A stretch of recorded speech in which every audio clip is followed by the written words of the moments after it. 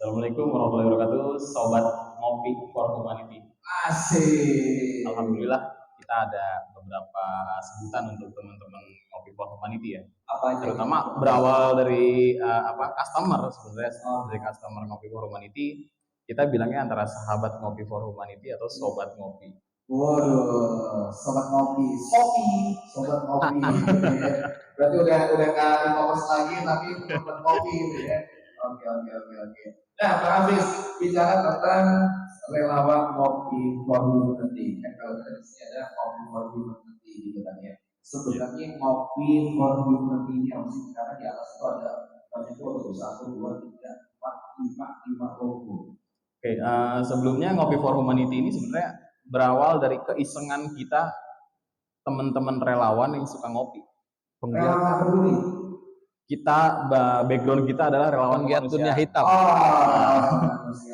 Iya, kalau bisa dibilang dikatakan kita semua ini penggiat dunia hitam.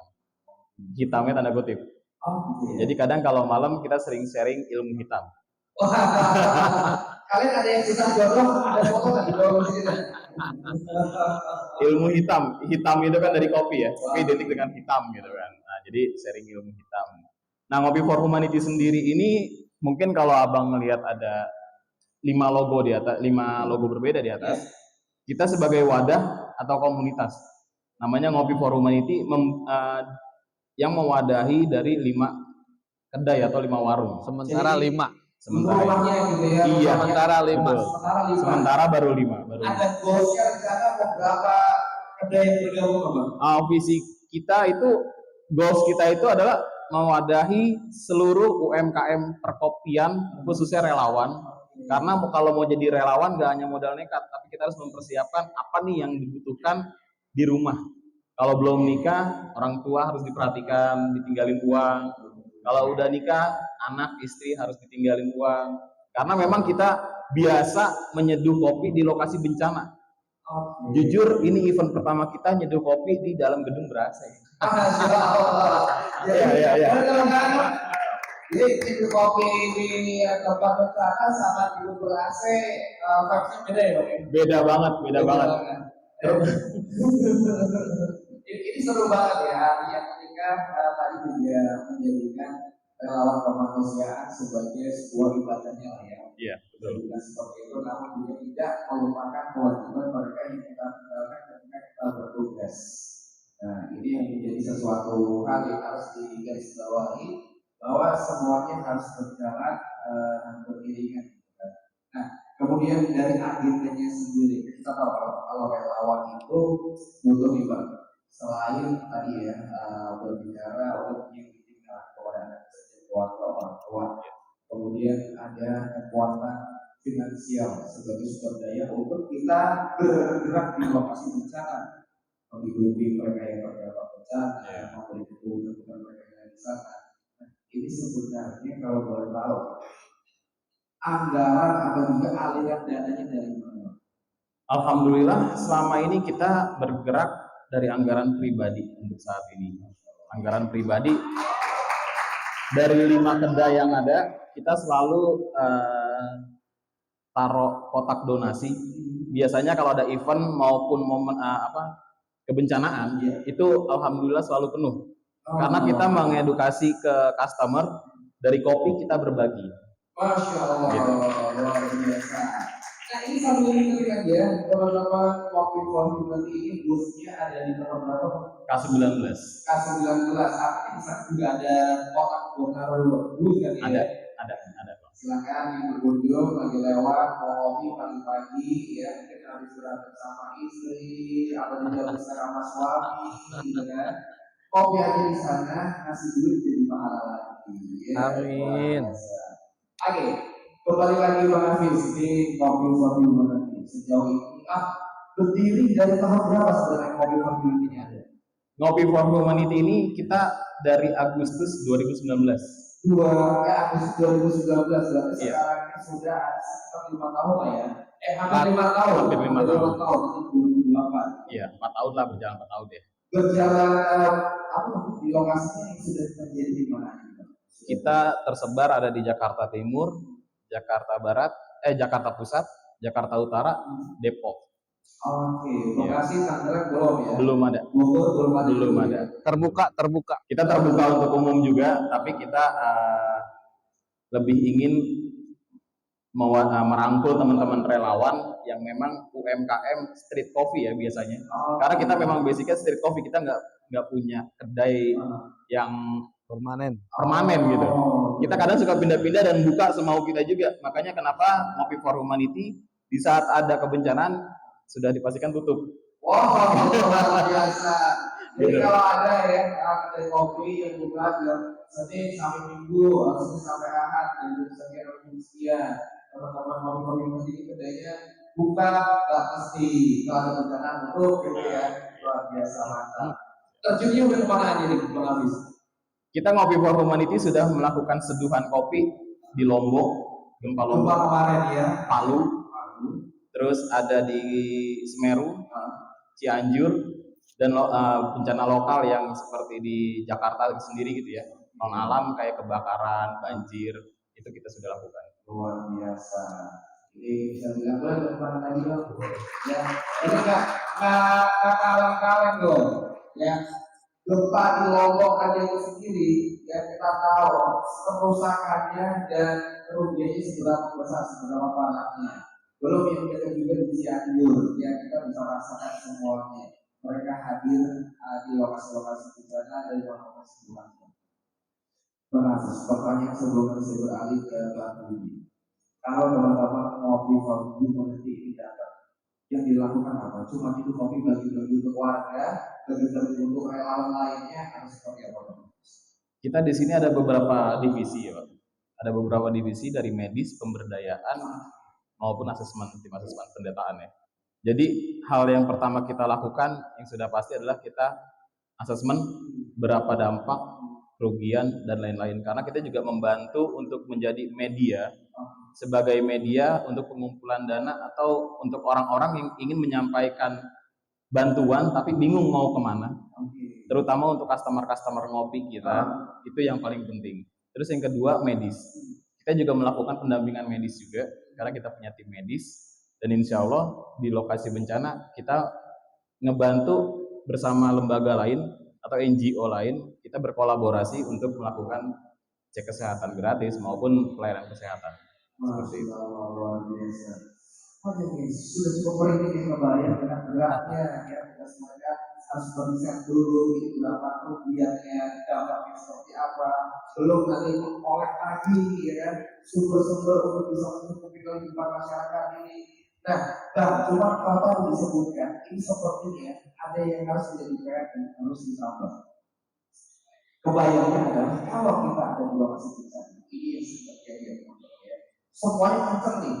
Ketika bencana dia terjadi, semua elemen musik datang di awal. Tapi mereka nggak sustain, gitu kan? Nggak sampai pemulihan akhir, gitu. Nah, tiba-tiba kita yang paling menakutkan dalam sebuah bencana alam, tidak hanya di Indonesia saja, itu adalah bahaya kristenisasi, ya kan? Bahkan banyak yang ada di sana. Karena saya pernah juga turun ke lokasi-lokasi bencana. Bahaya pemurtakan, ya. Nah, ini saya mau tanya sama teman-teman kopi. Ini kan teman-teman pergerakannya cukup rigid gitu ya. Nah, kita mau ngasih Bang dengan kondisi yang seperti itu dan apa sih yang menjadi plan jangka panjangnya juga plan ketika terjadi bahaya-bahaya pemurtakan, kristenisasi dan segala macam. Sempat ketemu di Cianjur ya, contohnya di Cianjur kita sempat ketemu ada misionaris gitu ya. Saya tanya sama warga alasannya kenapa kok mau, ya karena yang nyata bantuan yang ada di depan mata hanya dari mereka. Itu yang menjadi concern sebenarnya bukan hanya Ngopi for Humanity tapi untuk kita semua, bahwa bantuan di saat mereka membutuhkan itu mereka akan bisa berpindah hanya dengan si simple itu. Ini kita kasih bantuan tapi ikut kegiatan kita kan secara halus gitu, ikut kegiatan nyanyi-nyanyi dan lain-lain. Nah di sini juga di Cianjur Selatan saya lagi coba untuk membangun relasi karena di sana ada petani kopi. Ada petani kopi, insya Allah goals kita tadi kan balik ke pertanyaan sebelumnya, ada goalsnya apa gitu. Kita mau mendampingi, mewadahi dari hulu sampai hilir. Bagaimana dari petani maupun sampai barista, bahkan sampai customer sendiri menikmati kopi itu. Jadi kita bisa menceritakan dari Ngopi for Humanity ada pemberdayaannya dari petani sampai ke roastery, barista dan customer seperti itu. Jadi artinya sustain dalam menghadapi bencana-bencana ini lebih panjang ya. Nggak kehabisan bensin di tengah jalan. Akhirnya servis masuk, sehingga benar-benar sampai tuntas psikologisnya dari mereka yang terdampak bencana atau penyintas bencananya ini benar-benar terselesaikan. Ya. Masya Allah luar biasa. Baik, tepuk tangan buat ngobrol ini. Ini menjadi tugas dan bersama kita teman-teman di sini untuk bagaimana kita jaga bara apinya teman-teman kopi formula nanti gitu ya. Bahan bakarnya mereka ini cukup bisa bertahan dalam waktu yang cukup panjang juga sehingga ketika terjadi bencana mereka bisa menjadi supporting dari para NGO lainnya juga dari sisi data kemudian dari sisi masuk ke daerah-daerah yang mungkin teman-teman NGO juga hadir tapi keterbatasan untuk masuk ke pelosoknya teman-teman mobil community dengan tingkat yang tentunya literasi tinggi bisa masuk ke dalam luar biasa. Nah, kita akan kembali lagi ke Bang Dudi berbicara tentang kopi tubruk di sekitar Kearifan. Kopi tubruk kita tahu tadi sesimpel ya. Ketemu kopi, ketemu sama air panas, diaduk selesai. Nah, cuma di Bang Dudi pertanyaannya adalah ketika masyarakat di Indonesia ini kebanyakan suka nambahin gula ini, gitu kan? Ada juga yang berbicara gula itu merusak rasa bro, gitu kan? Ada juga justru gula itu bikin asam lambungnya naik bro. Ya. Sebesar apa sih pengaruh gula yang ditambahkan ya Bang Dudi terhadap metode atau juga terhadap kegiatan membuat kopi dengan metode tubruk itu sendiri? Sebenarnya sih tidak hanya tubruk aja. Jadi memang seharusnya jangan ada gula di antara kopi. Kayak manusia ya, jangan ada dusta. Ya betul. Kalau ini gula. Iya. Karena secara medis, saya pernah ikut webinar dari dokter menyebutkan bahwa tubuh itu memerlukan kafein sebanyak 40 gram per hari. 40 gram per hari. Jadi aman. Jadi kalau misalnya pagi hari 1 cangkir, sore 1 cangkir, secara medis aman. Kebutuhan kafein tercukupi untuk tubuh gitu. Ya. Tapi kalaupun misalnya kita minum 3-4 gelas sehari, penawarnya cukup minum susu. Susu apapun. Susu apapun. Cukup itu kafeinnya netral. Atau kalau tidak ada susu, air putih, mineral. Di kafe-kafe kan banyak kalau pesen black coffee biasanya didampingin air putih. Nah itu maksudnya itu.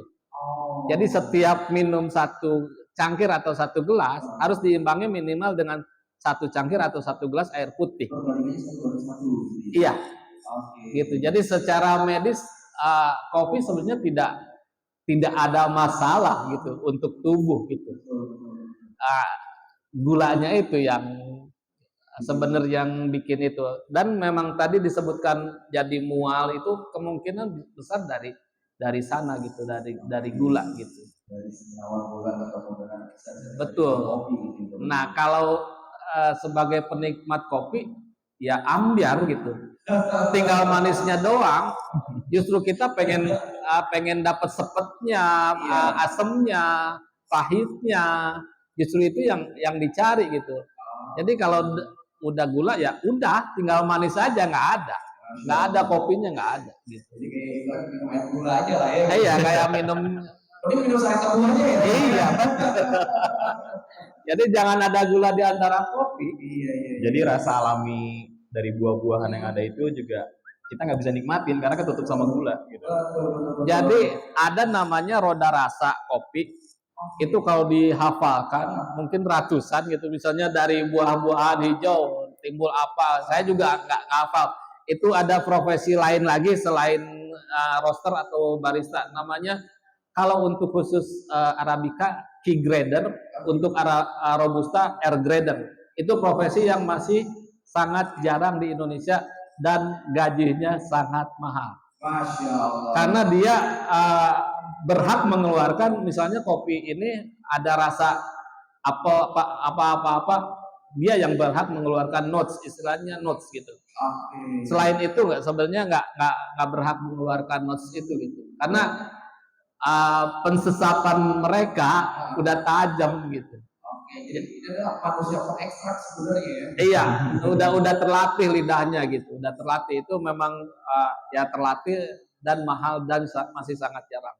Masya Allah, luar biasa ya. Karena banyak nih orang kalau ketemu kopi cuma tahu pahit sama manis gitu kan. Iya. Ini kopinya pahit nih, pahit udah gitu. Solusinya apa dari manis tambahin gula. Padahal di dalamnya rasanya macam-macam ternyata ya.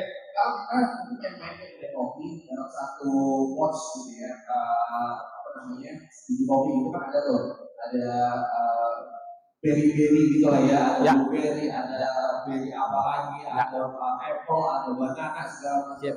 Nah, itu yang bisa menjadi karakteristik dari betul kopi. Iya, betul. Jadi karakter kopi itu jangankan beda daerah, satu kebun kopi, misalnya di Ciwidey, di proses pasca panen berbeda, misalnya petik langsung jemur, petik dicuci dulu, adanya full wash ya, itu rasanya berbeda. Bisa berbeda. Berbeda. Bukan bisa berbeda. Berbeda. Luar biasa ini ya. Kalau kita balikin tadi sama Allah gitu ya. Allah itu ibadah ya. Misalnya luar biasa ya. Yang membuat saya terjebak di dunia hitam ini ketika belajar kopi gitu.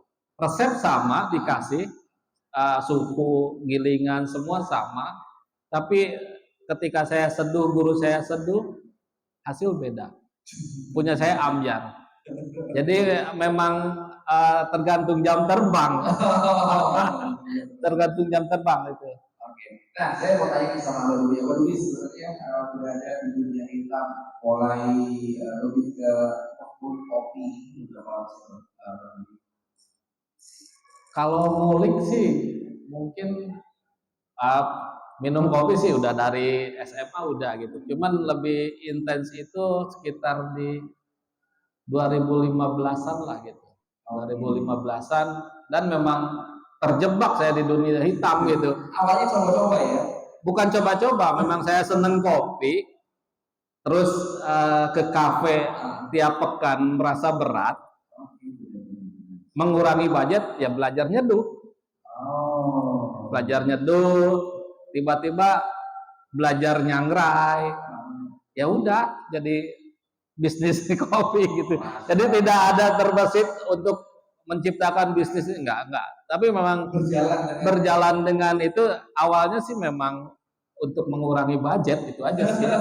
Karena berat ke kafe berat terus terang. Kalau kita bicara sebagai orang minum kopi gitu ya, dengan harganya karena kalau kita ya itu lumayan juga ya. Karena kalau kita berhitung dengan kita yang berikan sendiri, kita yang satu sendiri itu jauh di bawah itu ya Pak. Iya. Ya awalnya memang untuk mengirit budget gitu. Jadi budget sebulan bisa berapa beli bin gitu. Artinya kita bisa silaturasa dengan beberapa kopi gitu dari Indonesia gitu. Iya. Benar silaturasa yang dikuasai yang buat kita nikmati pagi ini. Nah, bicara nih mengenai menyambung ya mengenai isu dalam komunitas juga ya.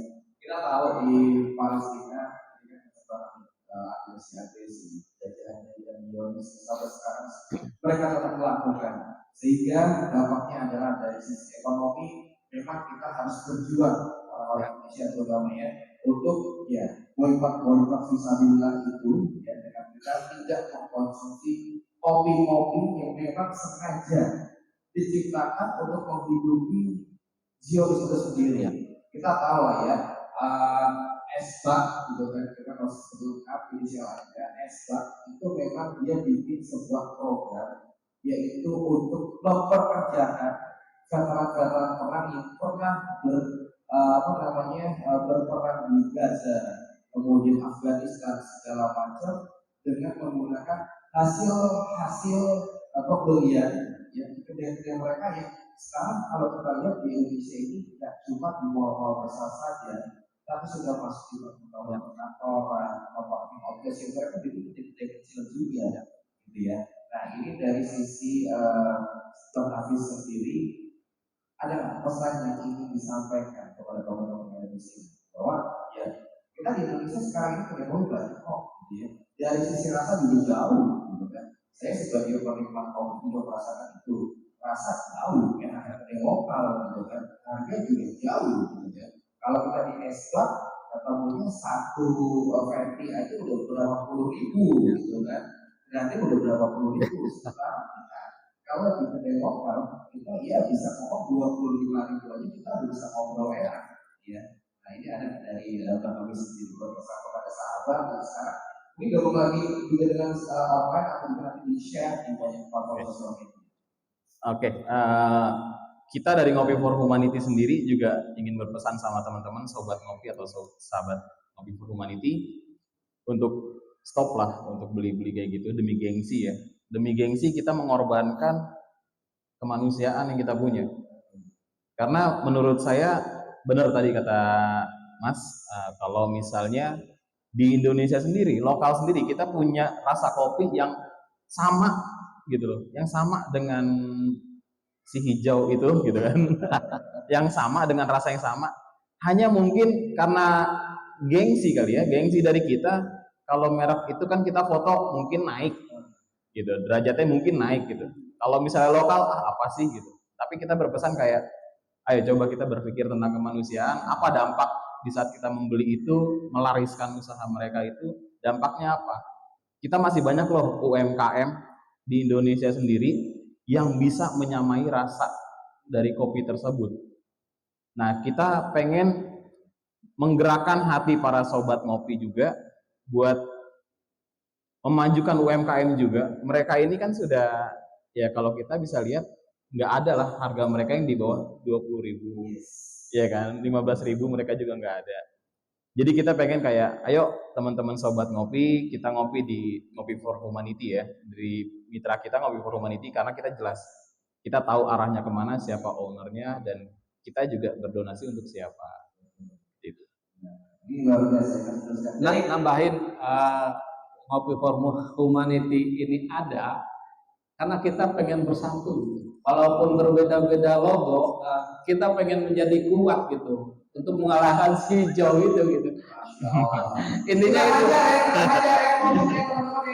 Intinya kita karena kecil kita bersatu gitu. Bersatu biar menjadi lebih kuat. Itu aja sih adanya Ngopi for Humanity. Dari 5 ini mungkin ke depan bisa jadi ratusan dan jadi lebih kuat. Luar biasa. Boleh tepuk tangan buat Ngopi for Humanity. Kita ingat perjuangan Indonesia, teman-teman, gabungan itu Indonesia merdeka, semua pakai bambu runcing, ya kan? Sementara musuh-musuh kita udah pakai senapan yang benar-benar, ya. Kita melihat di Palestina, ya, mereka Zionis berjanji Israel senjatanya kakal sambil apa, ya. Palestina anak mudanya intifada cuma pakai batu dan kerikil. Mereka bikin senjata itu juga rakitan sendiri, ibaratnya homemade, gitu kan. Sama sekarang di Indonesia kita punya satu permasalahan di industri kopi dulu ya. Ada satu industri yang besar yang memang sengaja dibuka untuk mendanai proyek-proyek dari Zionisme, proyek-proyek membunuh saudara-saudara kita yang di Palestina. Itu ada dananya sendiri ya. Nah, sehingga hadirnya teman-teman yang di sini Ngopi for Humanity ini ibarat video tadi, video orang Palestina, video berjuang Palestina, bambu runcing berjuang Indonesia yang memang kita buat diniatkan untuk Allah, dijalani Allah, dan kita akan insya Allah acakkan di dalam mobil besar yang dananya untuk membiayai service. Tapi Allah Akbar. Ini menarik sekali Bang Dudi kemudian Bang Hafiz gitu ya, bahwa kalau ngomongin ya bisnis kopi itu sendiri kan memang sangat relate dengan keuntungan gitu ya. Nah, kita harapnya di sini kalau ada beberapa yang kritis berbicara ya kan di kedai-kedai mereka juga ada orang-orang Indonesia yang harus kita biayai juga karena mereka mencari di sana. Kita beli aja ya bro ya. Kopi lokal Indonesia juga punya karyawan, juga punya industri yang harus dihidupi. Daripada hidup yang ono, kita hidup yang disiplin, yang lokal, yang lokal berkembang, karyawan yang ada di kopi itu kita investasi. Sepakat ya? Siap. Insya Allah kita bikin semuanya menjadi lebih mantap lagi industri kopi, terutama kopi khusus untuk kemanusiaan. Ada yang bertanya sesi ini, silakan. Ya, kalau saya melihat di sini barisan apa banyak juga yang kopi ternyata. Ada yang bertanya buat abang-abang jagoan kita yang luar biasa bantu di Bang Hafiz mulai program ini. Ada yang bertanya? Di belakang cara bikin kopi seduh kita ada alat di sini. Ya, kita kasih unjuk ya cara bikin kopi seduh ya. Boleh ya? Oke. Bang Budi, Bang Hafiz, kita mulai tadi ada penyeduh kopi dengan metode tubruk. Ini alat-alat, ini ideal alat yang harus ada ya sebenarnya Bang Budi. Ya. Ini yang harus ada. Sebenarnya harusnya itu langsung ini digiling seharusnya. Seharusnya kita bawa grinder juga, tapi karena keterbatasan tempat, jadi kita bawa yang sudah saset. Nah, iya, jadi ini juga salah satu produk juga dari fotokopi itu di bawahnya Kopi for Humanity. Kita ada kopi saset ya, untuk memudahkan teman-teman biar nggak ribet lagi bawa grinder. Oh, ini tingkat grindernya seperti apa nih? Ini halus. Karena saya pengen ini sebagai jembatan dari pabrikan yang pindah ke kopi asli. Jadi agak sama gitu rasanya. Oke, jadi buat kalian empat lah ya, anak-anak beauty kopi ya. Ini kita kasih ya gilingan halus ya. Gilingan halus. Jadi gilingan bisa bebas sih, tergantung selera. Cuman untuk produk ini memang halus gitu ya. Nah, setelah dituangkan di gelas ini, kita nolkan ya. Kalau nggak punya skala, bebas aja ya. Sebentar, tahan dulu Bang. Ya. Ini berapa kopi yang harus ada di sini? Kalau tubruk tuh antara 8 sampai 10. 8 sampai 10 gram. Iya. Oke. Terus kalau selera, kalau sukanya tebel, pahit gitu, berarti 1:10. Kalau misalnya mau agak ringan 1:15. Oke, kalau 1:15 artinya 8 atau 10 gram kopi, airnya 150 ml. Betul. Jadi nggak ada salah benar sebenarnya di kopi. Yang ada beda selera. Oke, semuanya benar gitu ya. Benar gitu. Beda selera. Jadi kalau misalnya suka tebal berarti tinggal rasionya dikurangin. Kalau agak ringan, pengen ringan dibanyakin gitu. Itu aja sih. Ya. Betul. Oke, baik. Ini dari tadi 8 gram ya. 8 gram. 8 gram. Air. Secara teori 16, tapi lebih pun nggak apa-apa ya.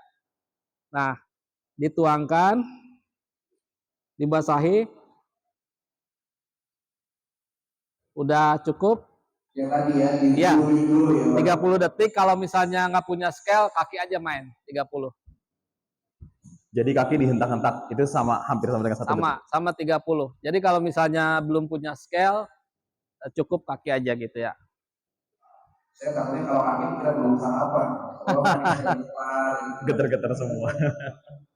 Oke, berarti 2 kali dari berat kopi ya? Iya, 2 kali berat kopi secara teorinya. Ini untuk mengeluarkan dari CO2. CO2. Kopi. Ya. Nah, udah itu baru pelan-pelan kita penuhin sesuai selera ya. Tadi rasionya bisa tebal, bisa tipis, tergantung selera kita. Ini kita di 120 aja. Lebih, nggak apa-apa. Udah gini, diamkan 3 menit. Diamkan 3 menit. 3 menit. Nah, ini pertanyaan lagi nih, Bang Budi. Airnya sendiri ketika menyeduh harus ada suhu tertentu kan? Antara 85 sampai 90 yang baiknya gitu. Jangan terlalu mendidih gitu. Jadi kalau mendidih diamkan 3 atau 4 menit. Itu udah di 90-an. Kalau belum punya termometer. Jadi kenapa? Kalau mendidih dia kemungkinan pahit muncul. Oke, kalau kalian bingung juga, habis itu mendidih tapi waktunya kejar terus, kita masukin panadol. Oke, kita udah Nggak ada gelas ya? ya sampai Sendok. dengan Nggak ada sendok. sesudah disebut. Nah, Bang Budi ini perlu diaduk lagi kan? Kalau saya penganut yang nggak diaduk. Oh, ada dua aliran juga ya? Iya. Ya, sama kayak dua Karena kan saya udah nggak ada gula di antara kopi. Oke, jadi sampai juga diaduk ya? Karena Iya. saus sudah tercampur dengan Enggak, air. karena ketika diaduk itu over ekstraksi sebenarnya menambah kepahitan kopi itu. Oke, ini sangat-sangat wajib sekali teman-teman ternyata. Kalau diaduk, jadi artinya ekstraksinya juga lebih Iya, naik lagi. karena tubruk ini kan terus berekstraksi selama kopi belum habis, ekstraksi terus gitu. Oke, nah ini pertanyaan tadi dengan merumus setelah seperti ini ya Bang Budi Ya. 3-4 menit kita diamkan. Ya. Itu kan biasanya kalau lagi kopi dulu suka ya pasti ada ampas-ampas yang turun. Ya. Nah itu apakah dengan turun ya? Turun, tapi ada yang masih di atas. Nah itu harus istilahnya di break gitu, dipecahkan sama dibuang gitu. Nah itu ketika memecah ini itu aromanya sangat enak banget. Masya Allah. Jadi kenikmatan penikmat kopi itu ketika ngebreak tubruk itu gitu. Oh, justru di situ yang menjadi Betul. salah satu juga ya. Betul. Masya Allah. Ada yang mau tambah-tambah nggak teman-teman? Ada yang mau lihat hasilnya nggak? Hah? Baunya begitu ya? Masya Allah. Saya sini enak banget. Jadi ini juga sedikit tambahan karena kan kita biasanya suka bercanda ya. Kopi itu digiling bukan digunting. Itu istilah yang udah biasa gitu kan. Karena itu untuk ya bercandaan aja, ledekan sama penikmat kopi saset sama penikmat kopi yang di kedai gitu kan. Jadi kita berinovasi, kayak sebenarnya bisa loh teman-teman nikmatin kopi enak, kopi asli itu dalam bentuk saset juga. Simple, masukin saku, mau ngopi di kantor dapat gitu. Jadi artinya saset dalam arti yang sebenarnya. Iya betul. Saya bikin ini karena idiom itu. Dulu 2018-an kopi itu digiling bukan digunting gitu. Tapi apa solusinya? Pengen ngopi enak. Nggak ada gitu. Makanya saya bikin kopi saset yang digunting tapi enak. Jadi ini solusi gitu. Solusi dari idiom itu gitu. Karena nggak ada dianggap kasta terendah gitu yang ngopi digunting gitu. Sebenarnya nggak, beda selera aja sih. Belum ketemu. Oke, dengan referensi yang kita literasinya mungkin belum banyak sehingga mereka Ya. kopi di tempat-tempat yang pada umumnya aja ya saling gitu kan. Kemudian warung kopi yang memang kopinya digunting saset gitu kan. Terus kita nggak tahu ingredientsnya itu beneran kopi atau ada campuran-campuran yang lain gitu. Nah, kalau masalah bener kopi, ini pengalaman saya sebelum terjun ke dunia hitam, saya juga penyuka saset gitu. Saya dulu masih ingat seneng satu brand, nggak usah disebut. Ketika saya cium aromanya, besok paginya pipisnya sama ketika yang saya hirup. Jadi kalau pipis kita masih bau pesing, itu artinya aman. Itu kopi asli, bukan esen, bukan kimia. Ya, dulu saya pencinta saset juga sebelum ini gitu. Masih ingat ketika saya hirup enak banget aromanya, wanginya, tapi pipisnya sama, aromanya sama, besok paginya bukan bau pesing pipis kita. Artinya itu udah fix essence gitu, bukan kopi murni. Kalau kopi murni pesing. Oke, Pak Resan, nanti coba ya. Kang Budi ada mic. Kopi saset diminum, ya pada di luar tuh ngerasain pipisnya pesing atau bau kopi gitu ya. Iya. Nah, aromanya sama yang kita hirup. Iya. Karena saya tuh pernah 3 hari kopi saset di Budi gitu kan, 3 hari coba yang besok pagi. Hari keempat saya cuma minta tapi cuma kayak gini aja. Ternyata langsung saya kena. Dari situ saya mulai mikir, jadi saya beli blender ya, beli sendiri, bikin kopi yang sehat. Nah, ini solusinya teman-teman. Ada yang mau nyobain kopi dulu? buat menambah konsentrasi. Oke. Oh. Nah, ini ngomongin konsentrasi nih, Bang, sekalian tambahin. Ada yang mau? Kopi Ada itu yang mau sebenarnya maju? bukan untuk begadang. Ada yang Kan mau ada yang maju? bilang mau ngopi buat biar nggak ngantuk. Sebenarnya itu salah.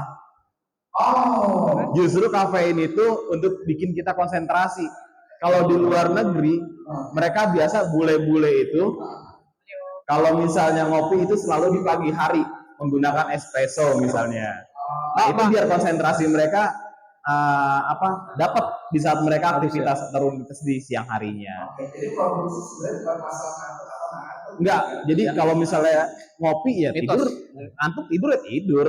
Kita ngopi nemenin begadang sebenarnya bukan karena ngopinya, nggak tidur itu. Melainkan temen ngobrol sama masih ada kopi, belum diminum masih panas. Jadi nahan ngantuk. Iya. Itu aja. Saya pernah punya pengalaman dulu sebenarnya ketika kita ada di satu hari gitu ya, kebutuhan kafein kita sudah di level yang nyaman, kita yang ada badannya enak, pengen tidur. Iya benar. Tapi kalau ngomongin konsentrasi memang benar. Karena kalau kita lihat di film-film bule gitu ya, polisi-polisi yang tugas terus kan suka ada sama donat. Fungsinya apa? Fungsinya itu supaya mereka lebih fokus dan lebih konsentrasi. Betul. Jadi mungkin teman-teman kayak misalnya kita ngopi malam, aduh maaf deh, ntar takut nggak bisa tidur. Itu sebenarnya bukan karena itu juga gitu. Biasanya kan kalau ngopi temennya ada gorengan, ada yang ngobrol. Nah itu yang bikin gak ngantuk. Oke. Teman-teman ada yang mau ngobrol nggak sama kopi for humanity? Ada yang mau tanya-tanya? Masih ada kopi saset yang bagian terusnya? Pokoknya ada sini. Ada nih, tukar sama kopi kemarin di sini. Kita kasih yang kedua. Oke. Balik lagi. Ada yang mau tanya sama teman-teman kopi for humanity? Pada nikmat ya. Ini nanti saya, kenapa kumpul di kedai? Oh, mau pada kumpul di kedai? Oke, sepertinya Bang Budi, Bang Hafiz, mereka mau pengen bikin sesi kumpul di kedai. Oke, siap. Siap. Ya, siap. Jadi kalau berbicara mengenai kopi kan memang dari kopi ini sebenarnya sebuah spot atau titik untuk kita juga bisa mengembangkan gagasan, ngobrol sesuatu yang positif. Kemudian juga berbicara tentang rasa dari satu orang ke orang yang lain. Nah, apakah seperti itu konsepnya dalam sebuah roastery membangun industri ya? Sebenarnya budaya ngopi terutama di Indonesia ya, di Sumatera sama Kalimantan itu saya patut acungin jempol lah dibanding di Jakarta ya. Itu mereka ba'da subuh udah ada warung kopi. Dan saya pernah ketemu orang yang sembuh dari stroke di Bangka, ketemu ngobrol, dia bilang saya sembuh dari stroke, tapi bukan obatnya kopi. Jadi tiap pagi dia ke warung kopi, dia ngobrol dengan orang yang ditemui di warung kopi. Kalau secara ilmu psikologi rilis, dia mengeluarkan semua beban mungkin dengan ngobrol, dan dia merasa sehat gitu. Setelah setahun ke warung kopi tiap pagi gitu. Itu saya pernah ketemu di Bangka gitu. Di Bangka seorang bapak-bapak, dia cerita saya sembuh stroke bukan karena kopi, tapi ke warung kopi gitu. Oke, jadi sebenarnya kopi dan kedai kopi itu solusinya tidak bisa terpisahkan. Betul. Ya budaya di Sumatera Kalimantan itu memang budaya ngopi itu naturnya ngobrol gitu, naturalnya ngobrol gitu. Sementara kan di Jakarta beda, udah di gadget. Kopi cuma jadi selingan doang. Betul. Nah, ini udah sama-sama kerjaan, nggak ada teman ngobrolnya. Ya tadi nyambung Hafiz buat konsentrasi, betul. Kopi itu memang buat itu gitu. Di Itali kenapa ada espresso, dia datang ke kedai pesen, bahkan minum udah langsung berangkat lagi, nggak ada. Di Jakarta aja yang memang agak lain gitu. Agak jadi terbalik ya.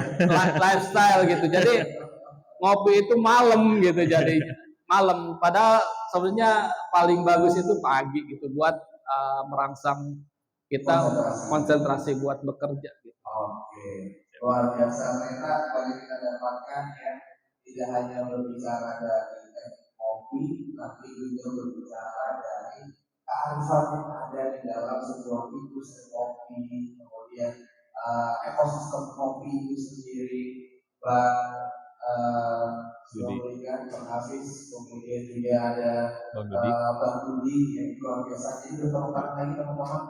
Saya udah beberapa menit tidak menyampaikan lagi ya. Nah, Bang Hafiz, kalau berbagai yang bisa waktu yang ada, bagaimana cara terbaiknya untuk meworo-woro ketika ada kopi di sekitar mereka, pengen gabung ke kopi dulu.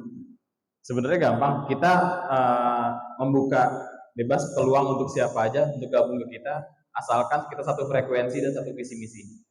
Gitu aja. Karena kita memang backgroundnya kita dari relawan ya, dari relawan otomatis di sini kita akan memprioritaskan kemanusiaan, gitu. Yang tadi kita bilang sama seperti hal yang ada di tulisan di depan, kerja formalitas, ngopi rutinitas, tapi ibadah harus prioritas. Masya Allah, kalau ngopi nanti luar biasa jadi teman-teman di kanan kirinya atau lingkungan dekatnya ada kedai kopi yang memang dilatih ya frekuensinya sama, nomor satu ibadah, kalau waktunya azan itu ditutup kedainya, bikin kajian, kasih tahu dia, di Jakarta ada komunitas kopi, kedai kopi yang memang semuanya fokusnya untuk prioritas ibadah.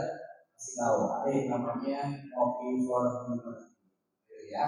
Nah, kemudian Bang Budi boleh sebagai closing statement juga Bang Budi pesan ke kita semua yang di sini bagaimana bekerja supaya kopi lokal kita kan sos paling kaya di dunia sebenarnya kopi Indonesia ini, supaya para pekerja dan mengajak kopi mereka tetap mencintai kopi lokal.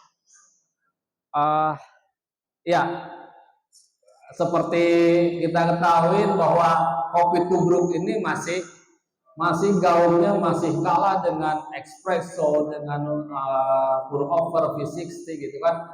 Ya, saya pribadi sama teman-teman pengen kopi tubruk itu kembali naik ke itu menjadi menu andalan, bahkan nanti ada turunan dari tubruk itu menu-menu spesial gitu kayak espresso base. Nah, ini tubruk base gitu. Ke depan kita pengen menggaungkan lagi bahwa kopi tubruk itu tidak kalah dengan kopi metode seduh dari Italia, Jepang. Dan sebenarnya kopi tubruk itu, rasa kopi yang jujur itu ada di tubruk. Semua keluar. Rasa kopi itu yang paling jujur itu di tubruk itu. Karena uji rasa kopi itu sebenarnya metodenya sama. Cuman dia lebih ada protokolnya, dan dia 5 gelas biasanya, 5 gelas buat menilai konsistensi dari itu. Sebenarnya tubruk itu uji rasa kopi.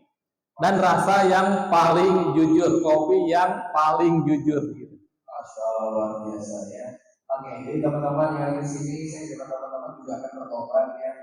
Saya biasanya pakai V60, saya pakai tobat ini segala macam.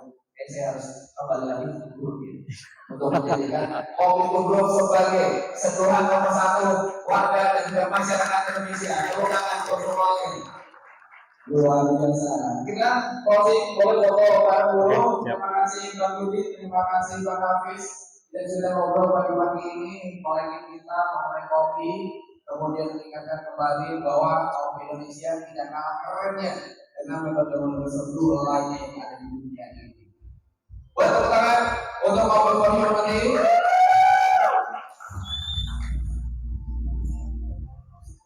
Oke. Terima kasih Bang Budi, terima kasih Bang Hafiz, sehat selalu, berkah berkah dan selalu dalam lindungan Allah Subhanahu wa Ta'ala.